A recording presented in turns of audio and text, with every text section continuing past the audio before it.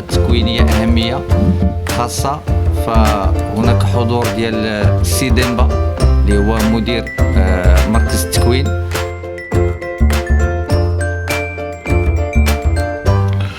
وتنتوجهوا كذلك باسم العصبة الجهوية نتاع عصبة جهة الرباط وسالة. أنا تسمحوا لي ما تنقولش نقول هذا، تنقول عصبة جهة الرباط سالة قنيطرة في بلاصة عصبة الغرب. بالنسبة للغرب عندناش التقسيم الإداري تبدل كيف دابا ما بقيناش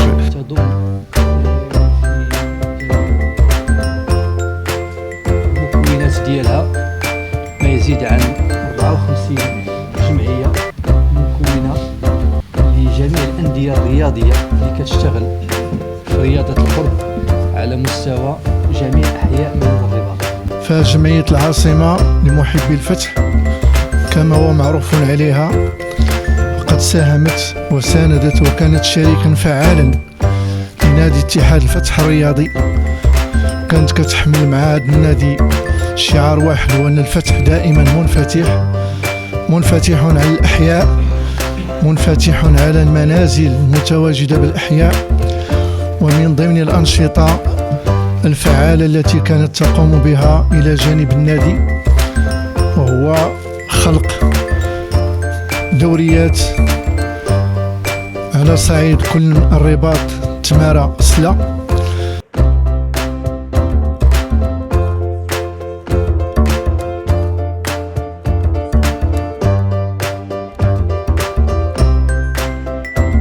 خصوصا على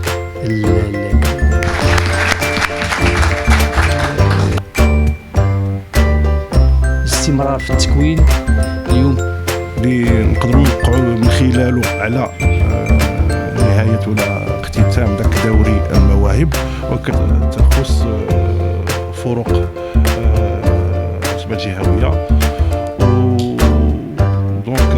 قار تحت اسم دوري مواهب الأحياء. اسمها فاطمة، الموسيقى الجهوية وكالة التنمية الاجتماعية لجهة الرباط سلا القنيطرة.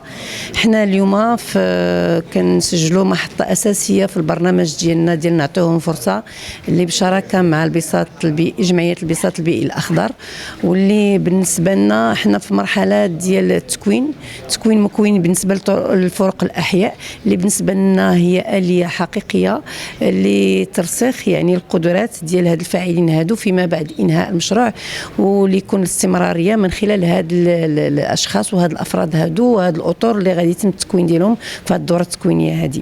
حنا بحق جد سعداء بهاد النتائج اللي حققها هذا البرنامج هذا، لا من خلال يعني فروق الاحياء والدعم ديالهم والتكوين والتنظيم ديال الدوريات، ولا من خلال يعني التكوين في السمعي البصري ويعني التكوين في المسرح.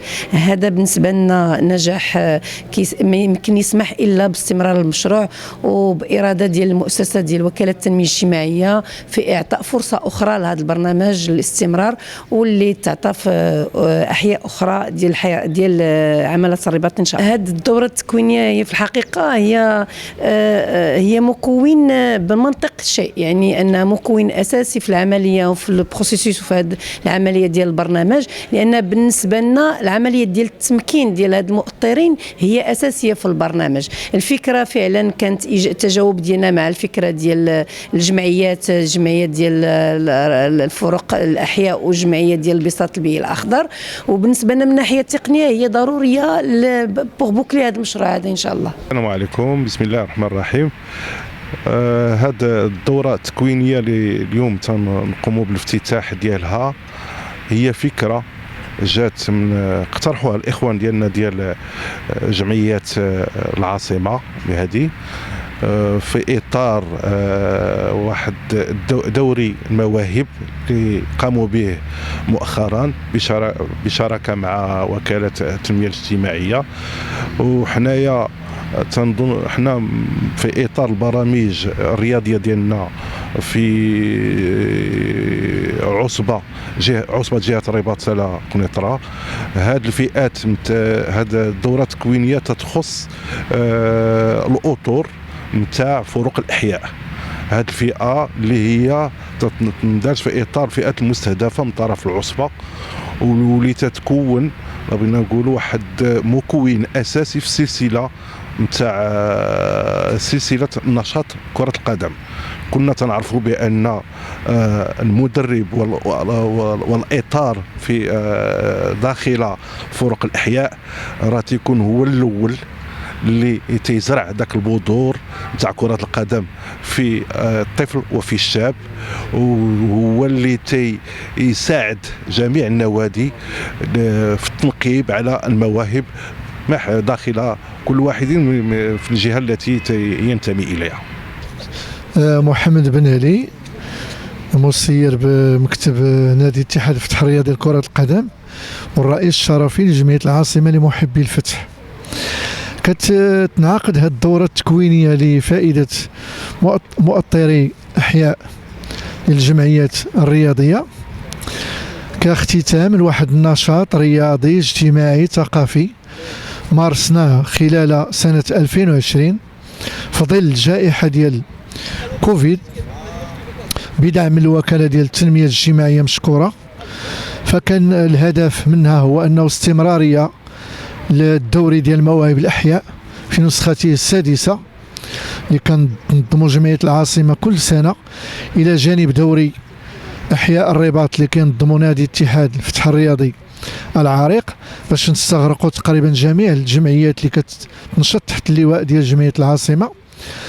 وهذه الجمعية اللي هي تعتبر من المساندين الكبار لنادي الفتح في السراء والضراء، والغاية ديالته هو أننا كنأطروا دوك الأطفال باش نخرجوهم من داك الضغط النفسي هذه الجائحة، وباش ما يمشيوش الأوقات ديال الفراغ حتى توقع لهم انزلاقات أو انحرافات.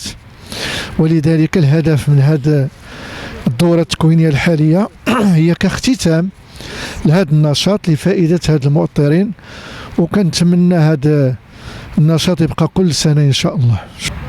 بسم الله. العيسات مصطفى، رئيس جمعية البساط البيئي الأخضر. تندرج هذه الدورة التكوينية في إطار تأهيل الأطر ديال الجمعيات ديال الأحياء اللي الأغلب ديالهم كيحتاجوا إلى التكوين التقني والتكوين النفسي، لأنهم كيتعاملوا مع واحد الفئة عمرية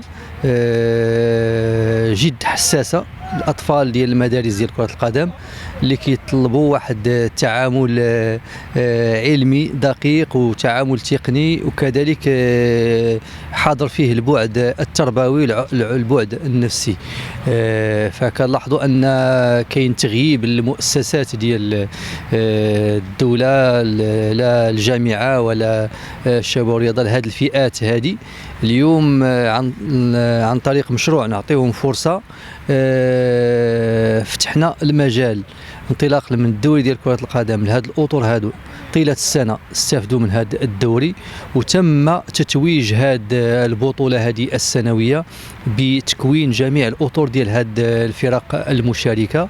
اليوم كاين 60 إطار كيستافد من هذه الدورة التكوينية اللي كتفتح لهم الآفاق باش يندمجوا في التكوينات اللي كتخصها عصبة الغرب، واللي كتكون أعلى علمية وأعلى تقنيا، هو الدبلوم ديال السي والدي إلى غير ذلك.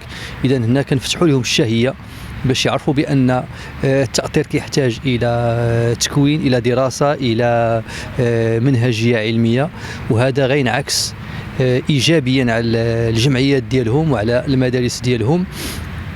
واليوم حنا كنطالعوا باش نمشيو للبرنامج الشامل كيهم تأهيل الرياضة ديال القرب على مستوى عاصمة المملكة. اليوم كاينه بنية تحتية مهمة تبنات في إطار مشروع مدينة الأنوار، لكن البعد ديال التأطير ديال الإنسان هو اللي محتاجه الآن هذه المرحلة هذه، التكوين والتأطير والاهتمام بهذه الفئات المجتمعية اللي محتاجة أنها تكون هي القاطرة ديال الريادة ديال الرياضة الوطنية المغربية. Mbambaye, directeur du centre de formation du FUS de Rabat. Donc on participe aujourd'hui à une journée de formation en faveur des éducateurs de quartier. Et donc le FUS est ravi de s'investir dans ces actions-là parce que l'éducation c'est la base de tout. Et je pense que le football, le premier lien que le jeune avec le football, c'est au quartier, donc c'est très intéressant pour nous d'être à la rencontre de ces intervenants-là et de travailler avec eux parce que c'est eux qui détectent et qui prospectent dans le quartier et qui nous envoient les futurs bons joueurs de demain. الموحد المدير التقني الجهوي المكلف بتطوير المدربين وتكوين المدربين.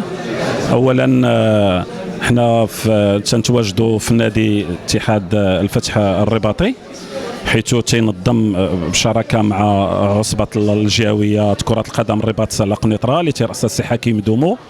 الفكره بدات في 2016 من بعد ان تقرر انها عباره عن قافله في الدوائر ديالنا اللي هما 8 ديال لي ديستريكت باش نديروا دورات تكوينيه خاصه بمنشطي فرق الاحياء باسكو عارفين بان العمل اللي تيقوموا به بدينا من مدينه قنيطره الصخيرات تماراجوج المرات الرباط سلا والماس وكملنا في بن سليمان. ودابا ما بقيناش تنديروها على الصعيد الدائره ولكن تنديروها مع الفروق اللي منظمه كفريق الفتح الرباطي ان نأطروا لهم الاطر ديالهم بحكم انهم تيشتغلوا في المدينه ديال الرباط وعندهم اكبر عدد ديال الاطفال عندهم المحيط ديالهم فيه بزاف ديال الاحياء اللي فيها مواهب. دونك بما تنهضروا على المواهب الا وتنهضروا على منشطين اللي خصهم يتكونوا باش يعرفوا لو ميساج تكنيك اللي يدوزوا يعرفوا الاخطاء اللي تيديروا ونحاولوا نعاونوهم بالبرنامج اللي كيفاش يخدموا ويشتغلوا مع الوليدات الصغار. اولا تنشكروا فريق اتحاد الفتح الرباطي، تنشكروا جمعيه العاصمه، تنشكروا الوكاله ديال التنميه الاجتماعيه والعمل اللي تيقوم بها، وتنشكروا سي حكيم دومو باسكو الفكره ديالو مازال غدا وتتطور باسكو اللي رابح في هذا الشيء هي كرة القدم المغربية وسيرتو المنتخبات الوطنية باسكو فريق الفتح تعتبر شريك العصبة بحكم التكوين ديالو انه ديما تلقاو اكبر عدد اللي تيمثل المنتخبات الوطنية من 2000 من U12 حتى U21 كلهم تقريبا وليدات ديال الفتح الرباطي وحنايا موجودين وراه الاشاره باش نعاونوا كاع هاد المؤطرين ونواكبوا معاهم كاع المشاريع اللي تيديروا طيله السنه. وشكرا. سناء مسودي لاعبه فريق الجيش الملكي والمنتخب الوطني المغربي. حضرت هنا اون طونك ايتيديون ديال لار اف سي المعهد الوطني. حضرت باش نستافد اكثر حيت هادشي غادي يعاوني في مون كارير وباش نتقاسموا مع ليكيب ديالي وبحال هاد الدورات التكوينيه كيكونوا مفيدين بزاف باش يعاونوك في الحياه ديالك والمسار الكروي ديالك. بصح في اي واحد فاش كيسالي الكارير ديالو كيفكر انه يدير سوا اونترينور سوا بريباراتور فيزيك سوا شي حاجه عندها علاقه بلو سبور. بور موا بوركوا با نقدر ندير اونترينور. سي بور سا كن اسيستينا باش نستافد اكثر. السلام عليكم، معكم وساد رفيق étudiante ديال l'Institut Royal de Formation des Cadres en deuxième année, licence professionnelle filière ديال l'entraînement sportif. Donc بحال هاد لي فورماسيون مزيان لينا en tant que étudiant في l'IRFC. Ce sont des formations اللي تنستافدوا منهم بزاف بحكم ان هاد الميدان ديال لونترينمون سبورتيف تابعنا في حياتنا من هنا واحد 2 ans 3 ans تقريبا. دونك بحكم اننا حتى حنا دزنا من هاد لا ديتيكسيون يعني هاد الشيء غينفعنا وكناخذوا دي زانفورماسيون من هاد لي فورماسيون اللي كنحضروا ليهم بحكم انه كاين واحد النقص في الدروس النظريه والتطبيقيه عندنا في الار اف سي. كنخرجوا باش نستافدوا في لي اسوسياسيون في لي كلوب وكنشكروا الاكاديمي ديال الفتح الرباطي بحكم انني لاعبه في الفتح الرياضي انهم عطاونا هذه الفرصه ديال اننا نحضروا لهاد الدروس التكوينيه. وكنشكروا السي خالد محيد اللي هو لونكادرون ديالنا وشكرا بزاف.